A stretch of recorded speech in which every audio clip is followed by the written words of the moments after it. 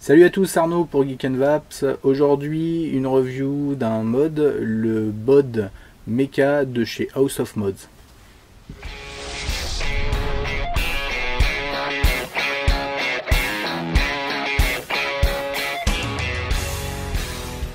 Donc, le bod Mecha. Alors, pourquoi ces deux noms? En fait, vous avez deux pièces. Vous avez la partie tube télescopique qui est le bod.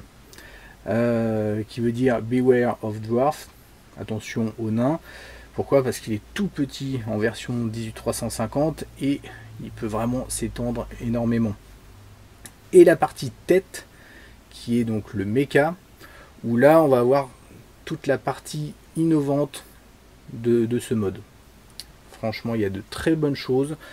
On va regarder tout ça en gros plan tout de suite et après on voit comment ça va. Donc le mode est livré dans une petite housse en cuir qui sert également de tour de cou. Et sans perdre de temps, on sort la bête. Donc voilà. Donc, comme je le disais, deux parties. La partie tête et la partie tube télescopique.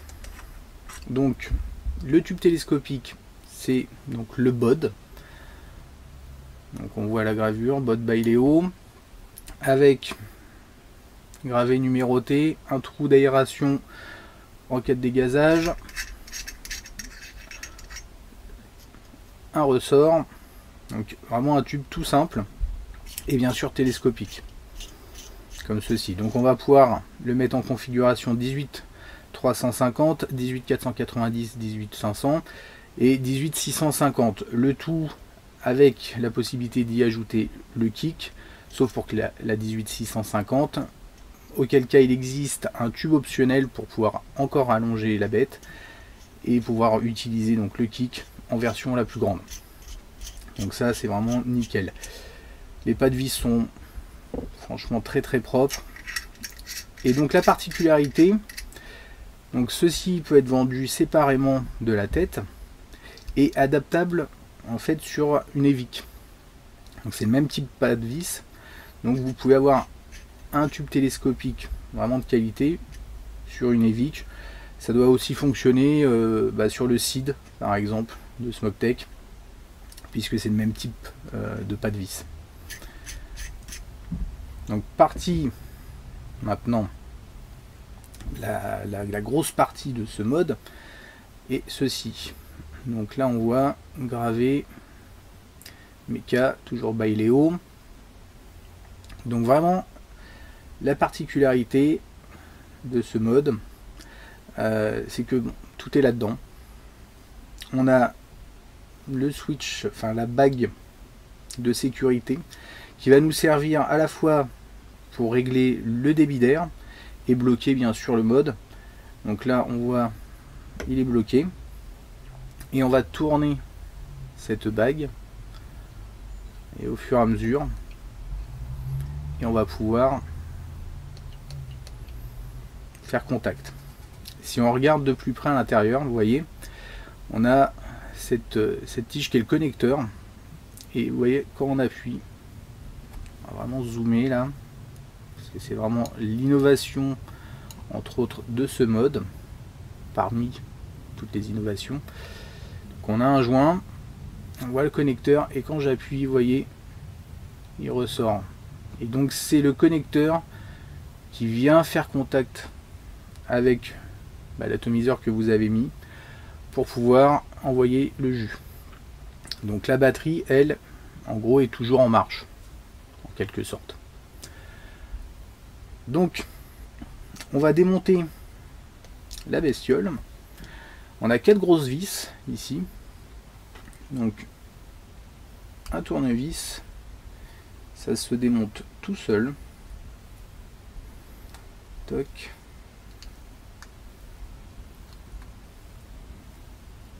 Voilà. Donc toutes les parties de notre mode sont réalisées en acier inoxydable. Je précise.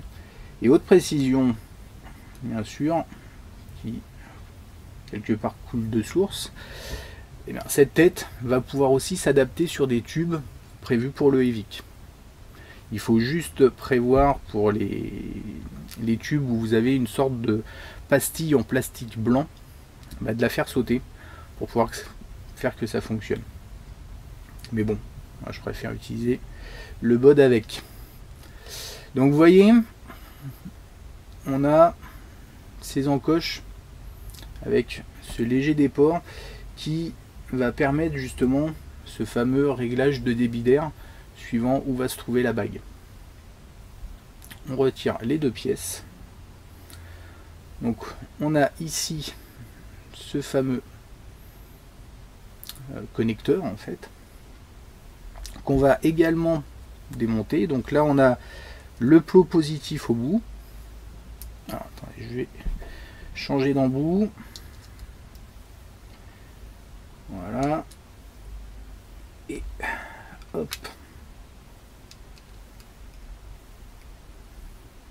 Et dévisser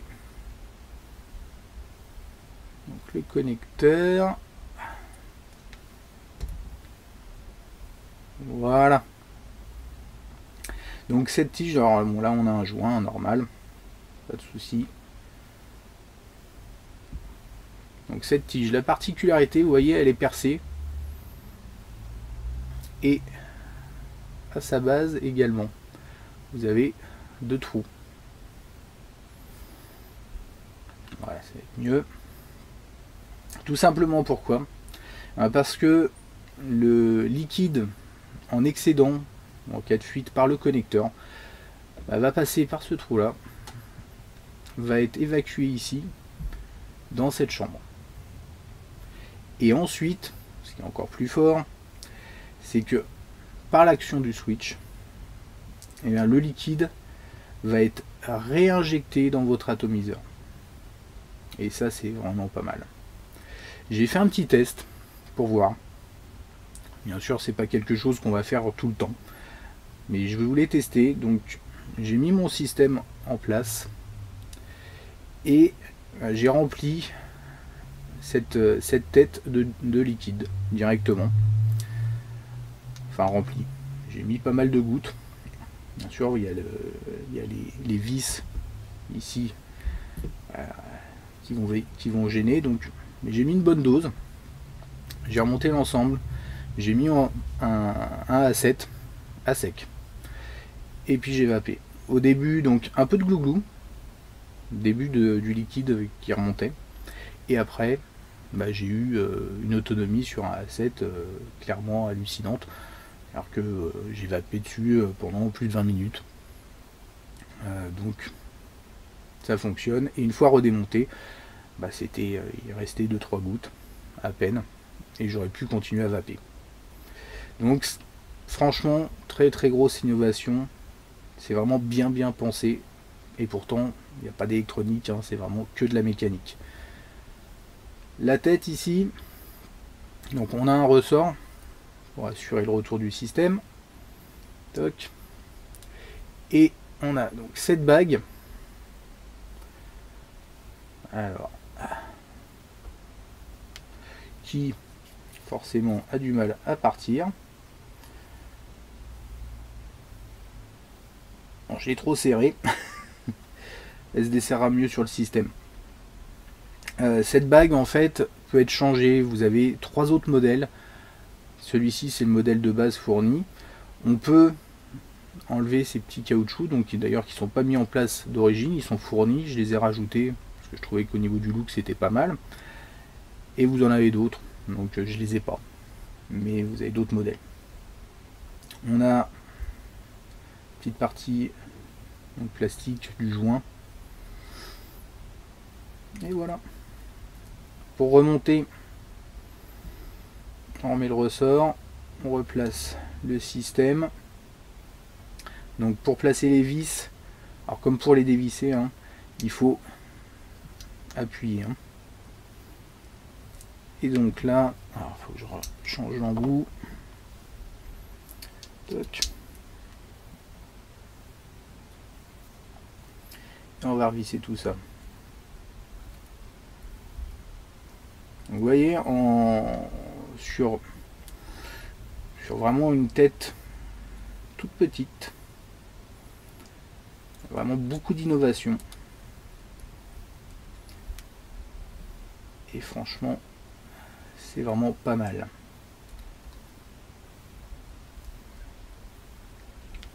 Hop. Et hop. Donc on a un switch qui est vraiment très agréable, très doux, souple. Hop, on va mettre une batterie tout de suite. C'est vraiment très agréable. Voilà. Donc on va repasser en gros plan et regarder comment ça va. Donc petit ajout, j'ai fini par desserrer cette fameuse bague. Je sais pas ce que j'ai fait. Donc on peut la dévisser comme ceci. Voilà, entièrement. Et la retirer. Vous avez un petit joint ici pour pouvoir donc la remplacer avec d'autres modèles ou bien nettoyer tout ça. D'ailleurs, je vais mettre un petit coup en passant. Petite chose aussi, on vous fournit 2 joints comme ceci. Donc ces joints servent à quoi? Tout simplement, donc comme je le disais, il y a un réglage au niveau de ces encoches par rapport à l'ouverture sur le débit d'air. Et quand vous avez des choses comme ça, où vous avez une arrivée d'air sur les côtés, vous allez pouvoir placer ce joint pour pouvoir en fait tout simplement le bloquer et garder le contrôle du débit d'air par le centre. Voilà, donc ça c'était un petit truc, un petit oubli. Alors c'est pas forcément nécessaire, mais si vous voulez avoir ce contrôle, eh bien vous rajoutez ce petit joint et c'est bon. Voilà, donc ce coup-ci on reprend, on repasse en plan large et on voit comment ça va. Donc de retour avec notre mode, tout de suite on va faire une petite comparaison de taille. Donc face au magnéto, on voit qu'il est vraiment tout petit. Donc même configuration, 18-350 pour les deux. Il y a une sacrée différence de taille. Même avec le Tourikiki K100, qui est vraiment très petit en soi, et ben on est légèrement en dessous. Donc vraiment un mode très compact. On peut le cacher dans la main. Très sympa. On va voir tout de suite ce que ça donne avec différents systèmes de montée dessus. Donc par exemple ici nous avons un RSST. Il se marie vraiment très bien avec. On peut y mettre un peu tout, hein. J'ai pas eu de soucis de connecteurs, entre autres. Tout est passé, même avec le kick. J'ai pu passer mes cartos en 3 ohms. Ça marche très bien. Ici donc avec un ProTank 2. Donc une petite configuration que je trouve vraiment très jolie. Vraiment sympa. Et pour tester, tout de suite, on va mettre donc un A7. Alors vous avez des trous de ventilation sur les côtés du connecteur du A7. Sauf que en le vissant, en fait on est complètement flush par rapport au top cap. Et du coup, le joint pour cacher ces trous va pas servir à grand chose. On va mettre quelques petites gouttes de liquide. Toc. Alors, ce qui est pas mal aussi, c'est que du coup, vous pouvez mettre des gouttes. Si vous en mettez trop, c'est pas grave, le liquide est récupéré. Par contre, quand vous changez de liquide et vous avez eu ce genre de choses, il est préférable de démonter donc la tête pour la nettoyer complètement, histoire d'éviter d'avoir des mélanges pas très heureux. Donc là, on est bloqué. Donc je vais dévisser, on va voir à quel moment ça fait connexion. Ah voilà, je sais pas si vous entendez.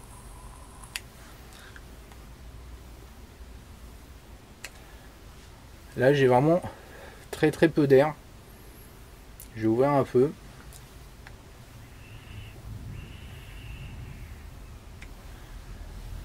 Et là tout de suite on voit la différence. Jusqu'à une ouverture maximale.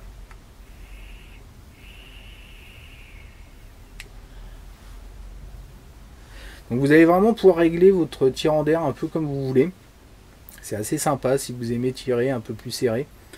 Bah, c'est réglable par cette petite bague. Très sympa. Le switch est vraiment super souple.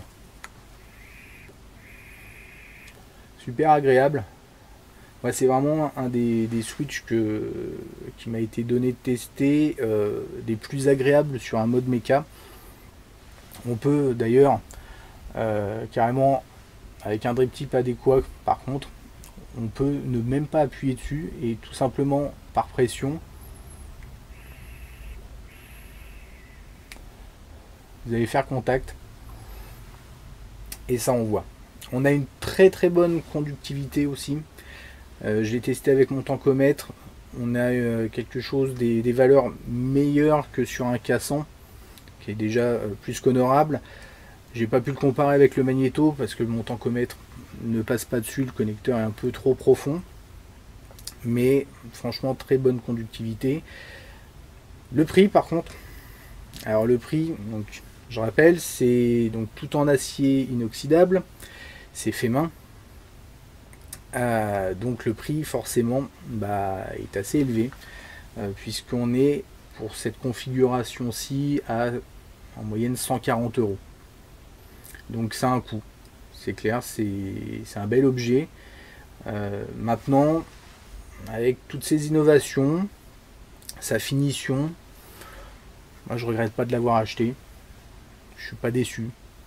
Des fois, voilà, si on aime se faire plaisir, c'est vraiment un très bon mode. Il y a des modes qui sont dans les mêmes prix, qui vont être peut-être aussi bien finis, mais avec moins d'innovation. En plus, le look, franchement, je le trouve vraiment très sympa. Voilà, donc un bon petit mode mécanique. Sur ce, je vais vous dire à bientôt pour de nouvelles aventures. Merci d'avoir regardé cette vidéo. Et en attendant, une bonne vape à tous.